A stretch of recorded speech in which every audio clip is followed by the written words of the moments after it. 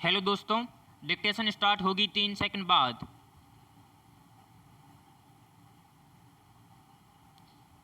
Start. वैज्ञानिक सोच रखने वाले हमारे ऋषि मुनि एवं पूर्वजों ने पर्यावरण संरक्षण के लिए धर्म को हमारी दिनचर्या के साथ जोड़ दिया था। उन्हें मालूम था कि यदि किसी चीज़ को बचाना है तो उसको धर्म से जोड़कर हम पीढ़ी दर पीढ़ी एक संदेश पहुंचा सकते हैं। यही कारण है कि उन्होंने नदियों को माँ की संज्ञा देकर उनकी पूजा, वंदना, आरती की परंपरा का आह्वान किया। वृक्ष जो हमारे प्राण के आधार हैं, विशेषतः भरपूर मात्रा में ऑक्सीजन देने वाले वृक्षों को जल से सींचना, उनकी परिक्रमा करना एवं उनके काटने पर पाप का भागीदार बनना, यह सब बातें हमें शुरू से ही हमारे बड़े समझाते आए हैं। पंच पल्लव वृक्ष बड़, पीपल, आम, अशोक और गूलर को लगाना एवं इन वृक्षों की पूजा करना युगों से इस परंपरा का प्रतिपादन ऋषि मुनियों ने किया है।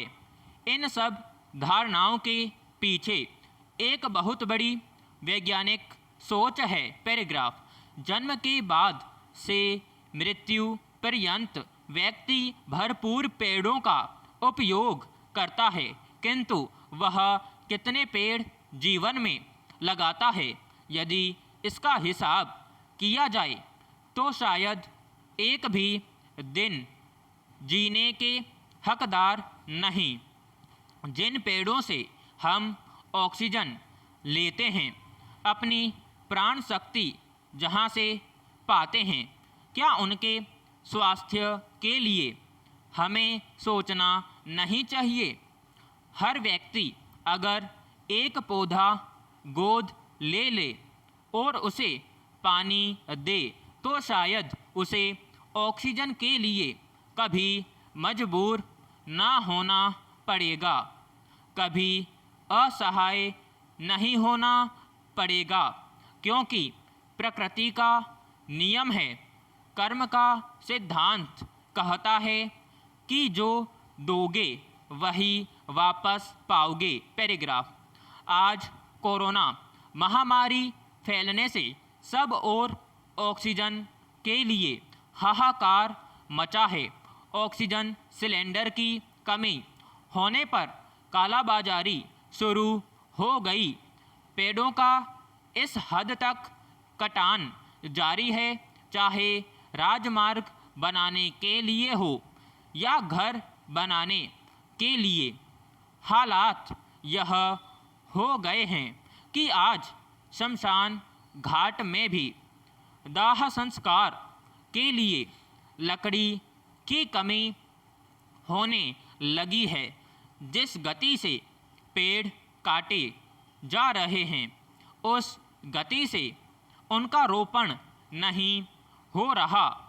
हाल ही में बहुत सी जगह पर कोरोना से मृत लोगों के शव जलाने के लिए पर्याप्त लकड़ी नहीं मिली तो शवों को गंगा के तथा अन्य नदियों के तट पर रेत में ही दफना दिया। पैराग्राफ।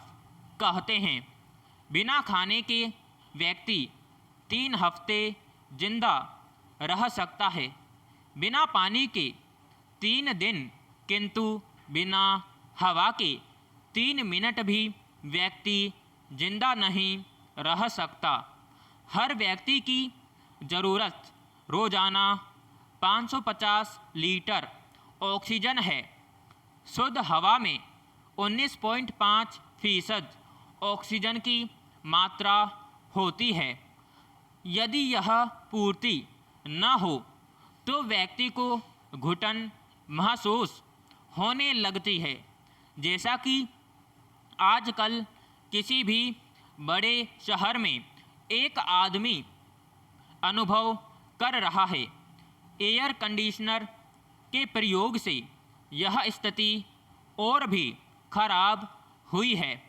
बहुत बार ऐसे मामले सामने आए हैं जब बच्चे को कार में सोने के लिए छोड़ दिया, कार का एयर कंडीशनर चलाकर, और कुछ घंटे बाद में बच्चा मृत मिलता है। घरों में भी लोग एयर कंडीशनर लगाने के लिए खिड़कियां बंद रखते हैं और जब खुली हवा नहीं आती, ऑक्सीजन नहीं मिलती है, तो व्यक्ति के फेफड़े कमज़ोर होने लगते हैं। हमारे शरीर में कैंसर कोशिकाएं भी तभी बढ़ने लगती हैं जब उनको ऑक्सीजन की कमी होती है। इसलिए मनुष्य को बैंक में पैसे बढ़ाने के साथ ऑक्सीजन बैंक अपने पर्यावरण में बढ़ाएं।